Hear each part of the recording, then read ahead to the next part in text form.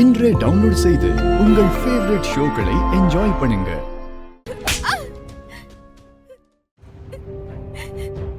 என்ன பண்ணிட்டு இருக்க நீ?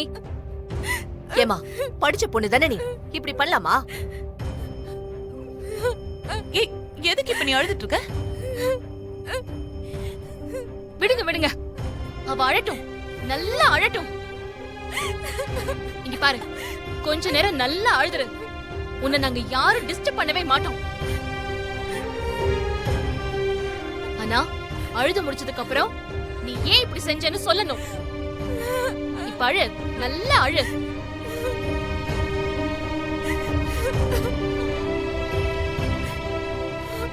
இப்ப சொல்லு, உனக்கு நீயே எதுக்கு இவ்ளோ பெரிய தண்டனையை கொடுத்துக்கணும்?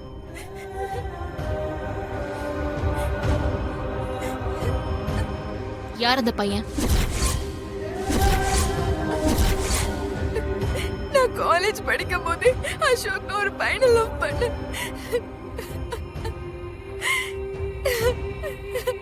என் கிளாஸ்மேட் தான் அவன். அவன் படிச்சதுக்கு ஏத்த வேலை கிடைக்காம இப்போதைக்கு ஆட்டோ ஓட்டிட்டு இருக்கான். சரிம்மா, இந்த கல்யாணத்துல உனக்கு விருப்பம் இல்லைன்னு உன் வீட்டுல சொல்லிருக்கலாம்ல. அவங்க இவ்வளவு ஏற்பாடெல்லாம் பண்ணிருந்திருக்க மாட்டாங்கல்ல. எனக்கு கல்யாணத்துல விருப்பம் இல்லைன்னு பல தடவை சொல்லிட்டேன். என் வீட்டுல யாருமே கேட்க மாட்டேங்கிறாங்க. யாரும் கேட்கலன்னு சொல்லி சூசைட் பண்ணிக்கிட்டா பிரச்சனை சால்வ் ஆயிடுமா? என்ன பொண்ணுமா நீ? ஒண்ணு தைரியமா சண்டை போட்டு லவ்வரை கல்யாணம் பண்ணிருக்கணும், இல்ல இந்த கல்யாணத்துக்கு ஒத்துக்காம ஸ்ட்ராங்கா நின்னு இருக்கணும்.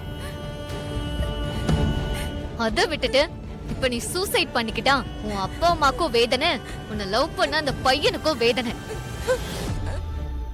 அது இல்லாம எந்த பிரச்சனையும் தெரியாம உன்னை கட்டிக்கிறதுக்கு ரெடியா இருக்கான் பாரு, அவன் பாவம்.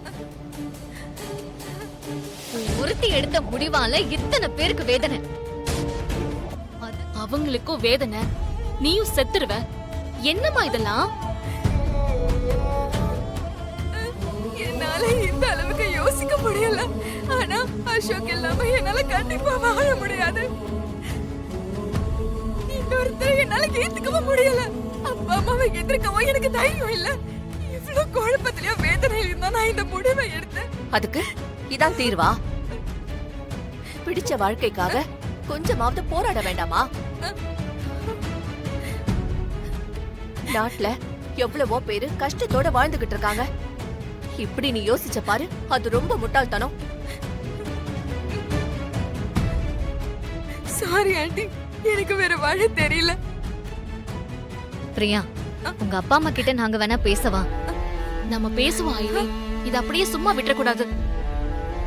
அக்கா, அவங்க யாரு எது சொன்னாலும் கேட்க மாட்டாங்க அக்கா. அழாதன்னு சொல்றேன்ல, கொஞ்சம் வெயிட் பண்ணு, நாங்க வந்துடுறோம்.